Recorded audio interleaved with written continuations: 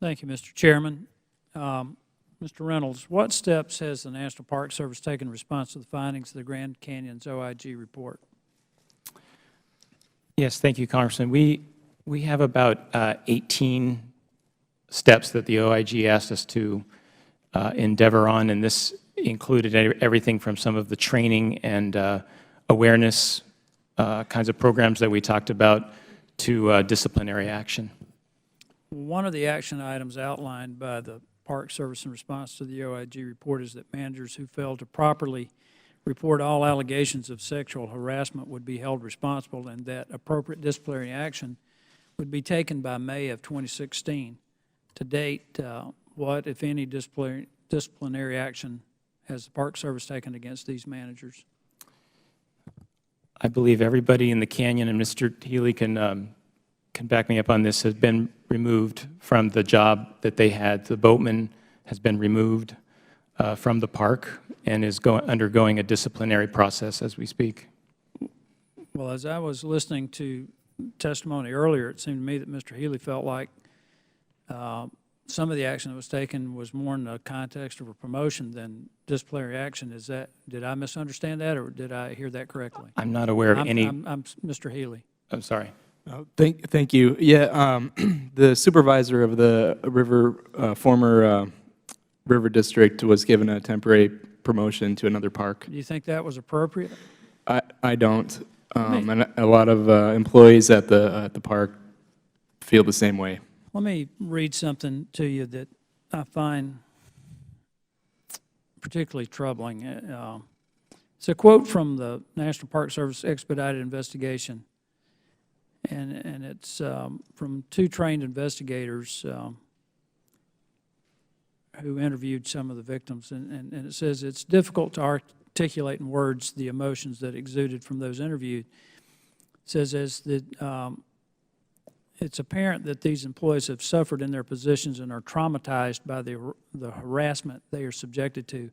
During the interviews, the emotions range from inconsolable tears, anger, frustration, helplessness, and regret. In that regard, Mr. Reynolds, do you think appropriate actions have been taken? Your microphone, please. Sorry. I believe what you were reading from, sir, is the Yosemite expedited inquiry, or is that? Well, I mean, it seems that there's a pattern across here that women were intimidated, other people were intimidated, they were traumatized. Yeah. And you gave one guy a temporary promotion. Has anyone been fired? Has that question been asked, Mr. Chairman? Has anyone been fired? Has anyone been terminated? No one has been fired yet, no. It seems to be a pattern. Disciplinary action are underway.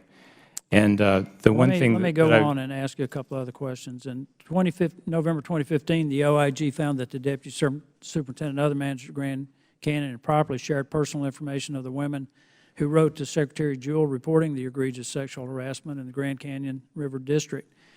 One former Grand Canyon employee who submitted a statement for the record stated that given the culture of retaliation and hostility towards the victims within the Grand Canyon River District, I, along with the other victims of Diane Chalfont's negligence, am rightfully terrified that the alleged perpetrators will contact us directly to retaliate against us.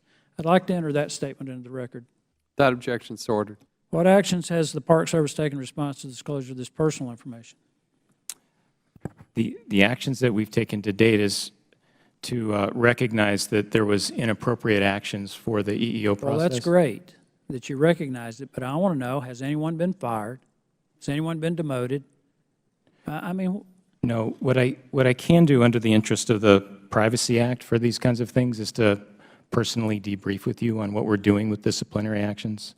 I can assure you that they're underway. All right. I just wonder, given all of this, how any Park Service employees can trust that managers will keep their information confidential, that any Park Service employees can be confident that if they are harassed in any way, that they'll be listened to and that action will be taken to protect them.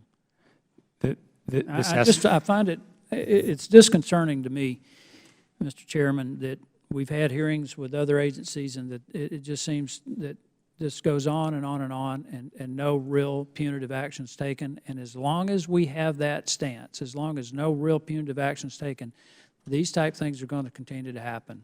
My time has expired. I yield back. Thank